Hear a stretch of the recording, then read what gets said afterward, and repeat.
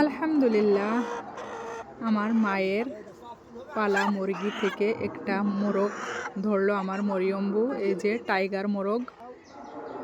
এই মোরগটার ওজন প্রায় 3 কেজির কাছে। তো মোরগটি আমরা এবার পরিষ্কার করে নিচ্ছি। আর এদিকে ফুলো পেঁপো নিয়ে বাচ্চারা খেলা করছে, ইয়াসিন রহমান। আর এদিকে আমরা মোরগটি পরিষ্কার করে নিচ্ছি। এই যে, আর এই যে টাটকা গরুর গোশ, মোরগ পরিষ্কার করা কমপ্লিট। এবার রান্নাও শেষ, চলে আসলাম খেতে। বেগুন মাছ, মোরগের গোশ আর গরুর গোশ। তো আমার মরিয়ম্বু এই যে খাওয়া দাওয়া করছে, আর আমি এদিকে আমার ভাতটা এই যে খেয়ে নিব এবার।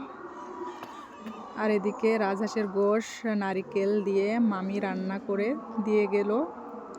তো আল্লাহ হাফেজ, আসসালামু আলাইকুম।